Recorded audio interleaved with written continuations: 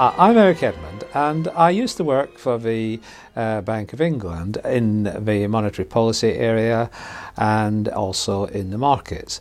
Previous to that, I was a scientist. I did a science degree at Edinburgh, and my research degree in science was from Oxford University. And then I went into the civil service at a very interesting time in 1972-73. When actually Edward Heath was negotiating our entry into the common market. And I'd like to give you a little bit of historical perspective really on this, about why it happened and how it happened. You have to understand that the people who were at that stage running the UK had had their opinions formed in the Second World War. And one of the overriding objectives of all countries' policy was to avoid another European conflict situation. And so for that reason, the common market, as it then was seen as a very useful vehicle to achieve this. Now, as well as that, you have to realise that in the late 60s, the British industrial strife was rife. The performance of the UK economy was poor. It was miles worse than what was happening in France and Germany and the countries which were actually in the common market. And for this reason, it was seen as a way of actually hitching the UK economy into these faster growing economies, and therefore would give us considerable economic benefit. Now, this was all very well, but it has its roots in a lack of confidence that we have in this country that we cannot run our country properly, and therefore we have to go and get someone else to do it. And some of these very clever Europeans were the obvious people. And I've always found this very difficult to understand why we have this. And it continues to this day, in fact, in the monetary policy area. Nowadays, we hear of how good it would be for us to enter the euro. Well, why? If we give up control of our money, we actually give up our country.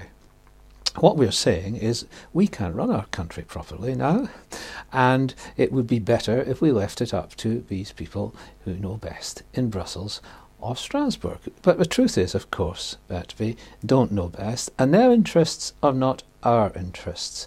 What would have happened in the credit crunch if we had been in the euro? Well, it's not clear to me that the ECB would have been as keen to bail out British banks as the Bank of England was, because of course the ECB and Euroland generally, they are interested in getting the business out of the City of London and across to the continent. The City of London is an enormous wealth generating operation. It generates about 20% of the wealth in this country, and to be quite frank, the continental countries would like to get their hands on some of this business. And for that reason, had we not had our own central bank in the Bank of England, we would not have been in as good a position to get out of the credit crunch. Now, much also has been made of the pound sterling falling. Well, this in fact is the way markets work, and it enables economies to recover more quickly from economic downturns if they do have a floating exchange rate.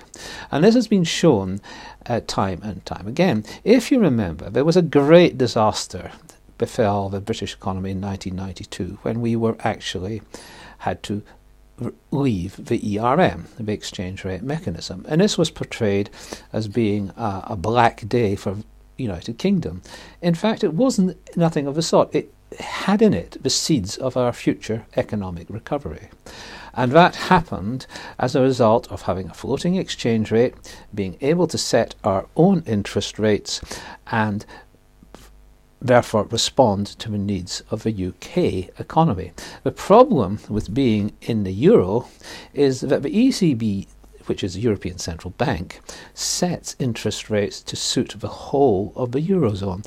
And as the economic centre of the Eurozone is Germany, you end up with rates which actually suit the German economy, not the British economy, which is a different economy, not based on service industry and hasn't got the same amount of engineering in it. Now, this is absolutely crucial, because the fact that you're setting interest rates for the German economy, you're also setting it in the context of how the German system works.